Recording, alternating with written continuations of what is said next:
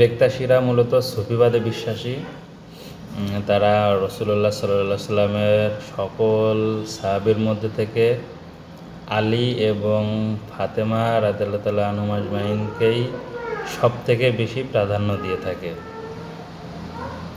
এবং আলী এবং ফাতেমা বংশকেই তারা সবথেকে বেশি মর্যাদা সম্পন্ন বংশ হিসেবেই সম্মান দিয়ে থাকে।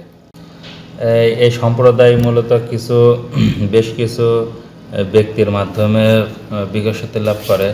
তাদের নামগুলো হচ্ছে কালান্দরিয়া ধারা, আহমদ, ইয়াজভি, ইউনুস এমরে, শাহ ইসমাইল এবং পরবর্তীতে তারা হুরুফিদের দ্বারাও প্রভাবিত হয় আর কি। এটা মূলত একটি সুফি আন্দোলন হিসেবেই প্রচার এবং প্রসার লাভ করে। এটা উসমানীয় সাম্রাজ্যে এমনভাবে প্রসার লাভ করে যেটা জেনিসারি যেই অটোমান সাম্রাজ্যের যেই সৈন্যবাহিনী জেনিসারি বাহিনী তাদের মধ্যেও ব্যাপকভাবে প্রসার লাভ করে, যার কারণে জেনিসারিদের নীতি নির্ধারণের যে সিদ্ধান্ত সেখানেও দেখা যায় যে হুরুফিদের ব্যাপক একটা সমর্থন।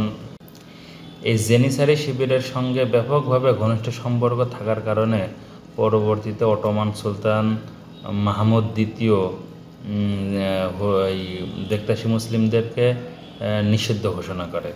তানজিমত যুগের যখন সূচনা হয় সেই মুহূর্তে তারা কিছুটা স্বাধীনভাবে তাদের ভাবধারা প্রচার করতে লাগে। তো বেক্তাশি মুসলিমদের আসলে লোগো এবং সিম্বল, পতাকা এবং লোগো আছে।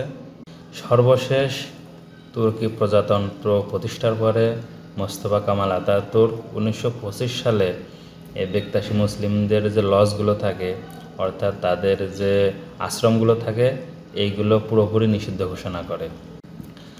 তো তুরস্কের যে ব্যাপক সংস্কারের একটা ধারা শুরু হয়, তখন বেক্তাশি মুসলিমদের নীতি নির্ধারকরা বুঝতে পারে যে এখানে তারা সুবিধা করতে পারবে না।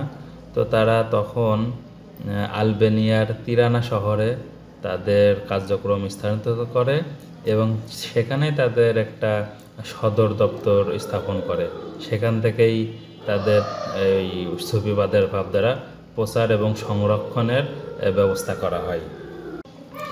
এরপরে সাম্প্রতিককালে 21শে সেপ্টেম্বর 2024 আলবেনিয়ার প্রধানমন্ত্রী এডি রামা বেক্তাশি আইনের জন্য একটি সার্বভৌম রাষ্ট্র প্রতিষ্ঠার পরিকল্পনা গ্রহণ করে, যেটা এই বছরে 25 সালে তাদের আনাতোলিয়া থেকে আলবেনিয়ার তিরানা শহরে স্থানান্তরের যে 95তম বছর প্রতিষ্ঠিত হয়, সেই প্রতিষ্ঠা বার্ষিক হিসাবে সে আবার নতুন করে এটা ব্যক্ত করেছে। এটা কবে নাগাদ প্রতিষ্ঠিত হবে সেটা এখনও জানা যায়নি, তবে খুব শীঘ্রই জানা যাবে।